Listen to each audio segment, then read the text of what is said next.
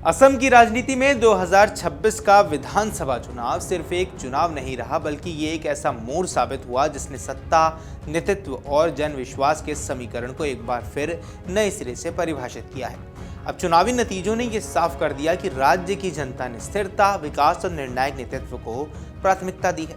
इसी के साथ हिमंता बिस्वा शर्मा के नेतृत्व में भारतीय जनता पार्टी ने न सिर्फ सत्ता बरकरार रखी है, बल्कि पहले से भी अधिक मजबूती के साथ जनादेश से वापसी कर ली है। जब परिणाम सामने आए तो तस्वीर बेहद स्पष्ट थी।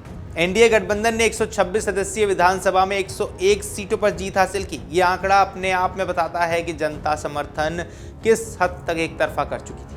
खास बात यह रही है कि बीजेपी ने यहां अपने ही दम पर 64 सीटों के बहुमत के आंकड़े को पार करते हुए 82 सीटें जीत ली। अब सहयोगी दलों में असम गण परिषद और बोडोलैंड पीपुल्स फ्रंट ने 10-10 सीटें जीतकर इस जीत को और ज्यादा मजबूत आधार दे दिया। ये परिणाम केवल चुनावी सफलता नहीं, बल्कि एक ऐसी राजनीतिक और रणनीतिक कहानी का अगला अध्याय है जिसमें नेतृत्व, रणनीति और जन समर्थन का एक अनोखा संगम देखने को मिला। इस जीत के साथ एक बार फिर हिमंता बिस्वा शर्मा का नाम सुर्खियों में है। सोशल मीडिया पर उनके कई बयान वायरल भी हो रहे हैं। दरअसल वो एक ऐसे नेता के रूप में जाने जाते हैं जिन्होंने अपनी प्रशासनिक शैली, तेज फैसलों और जमीन से जुड़े दृष्टिकोण के जरिए खुद को राज्य की राजनीति में एक महत्वपूर्ण और मजबूत स्तंभ के रूप में स्थापित कर दिया है। लेकिन चुनावी जीत के साथ साथ लोगों की दिलचस्पी अब उनके निजी जीवन में भी है और ये भी जानने में है कि आखिर उनकी आर्थिक स्थिति क्या है। यानी अगर साफ भाषा में बात कहूँ तो लोगों की दिलचस्पी अब ये जानने में है कि आखिर कितने अमीर हैं हिमंता बिस्वा शर्मा। अब खासकर उनकी संपत्ति, निवेश और जीवन शैली को लेकर कई तरह की चर्चाएं भी सामने आई हैं। तो इस वीडियो में अब हम जानेंगे कि आखिर कितने अमीर हैं हिमंता बिस्वा शर्मा। नमस्कार, आप देख रहे हैं अमर उजाला, मैं हूं आपके साथ साहिल सुया। चुनाव के दौरान चुनाव आयोग को सौंपे गए हलफनामे में हिमंता बिस्वा शर्मा ने अपनी और अपनी पत्नी की कुल संपत्तियां खुलासा किया था। इस हलफनामे के मुताबिक दोनों की संयुक्त नेटवर्थ करीब 35.16 करोड़ रुपए है। यह आंकड़ा उन्हें राज्य के समृद्ध राजनेताओं में शामिल करता है। लेकिन इस कहानी का दिलचस्प पहलू ये है कि इतनी बड़ी संपत्ति के बावजूद उनकी जीवन शैली में कुछ ऐसे पहलू भी हैं जो लोगों को काफी ज्यादा चौंका देते हैं।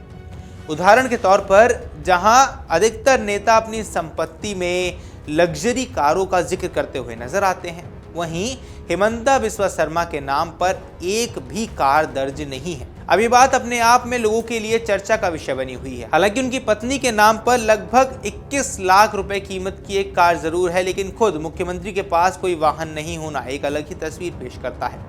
अगर उनके वित्तीय विवरण को और करीब से देखा जाए तो कई दिलचस्प पहलू सामने आते हैं। आइए आपको वो भी समझा देते हैं। अब हलफनामे के अनुसार चुनाव के समय उनके पास करीब 2 लाख रुपए नकद थे, जबकि उनकी और उनके पत्नी के बैंक खातों में लगभग 1.42 करोड़ रुपए जमा थे। इसके अलावा उनकी देनदारियां भी कम नहीं है। करीब 16.86 करोड़ रुपए का कर्ज दोनों के नाम पर दर्ज है। यानी कुल संपत्ति के साथ साथ वित्तीय दायित्व भी उनकी आर्थिक प्रोफाइल का महत्वपूर्ण हिस्सा है।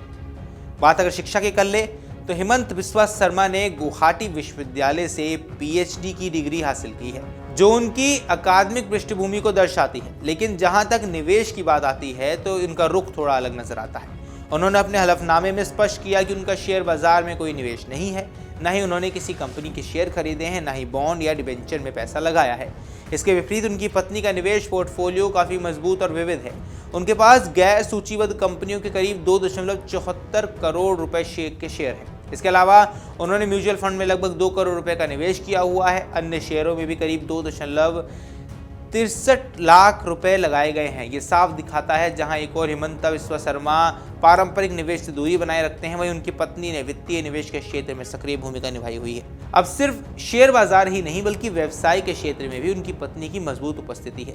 वे एक media company pride east entertainment private limited की चेयरमैन और मैनेजिंग डायरेक्टर हैं। ये कंपनी पूर्वोत्तर भारत के मीडिया परिदृश्य में एक महत्वपूर्ण नाम मानी जाती है।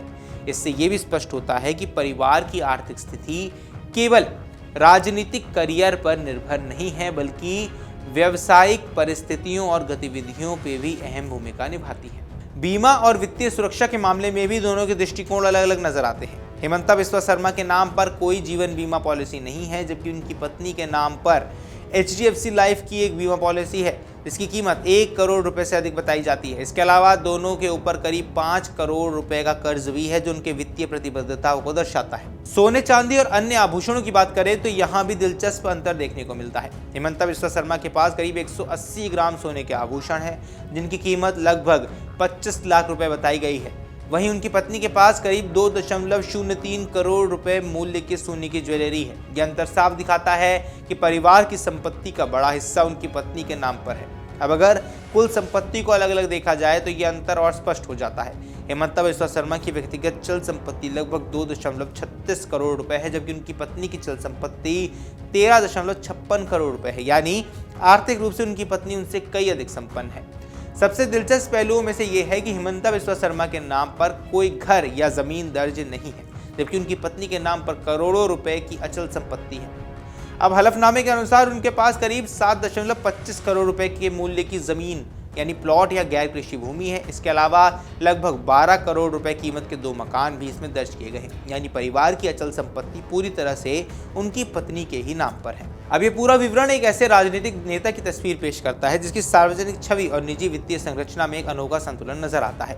एक ओर वे मजबूत और निर्णायक नेता के रूप में उभरते हैं तो वहीं दूसरी ओर उनकी व्यक्तिगत संपत्ति और निवेश का ढांचा एक अलग ही कहानी कहता है। असम विधानसभा चुनाव 2026 के नतीजों ने यह तो साफ किया है कि जनता ने हिमंता बिस्वा शर्मा के नेतृत्व पर भरोसा जताया है, लेकिन इसके साथ ही उनके आर्थिक जीवन की झलक ये बताती है कि राजनीति के पीछे एक व्यक्तिगत और पारिवारिक वित्तीय संरचना भी होती है जो उतनी ही दिलचस्प और महत्वपूर्ण होती है।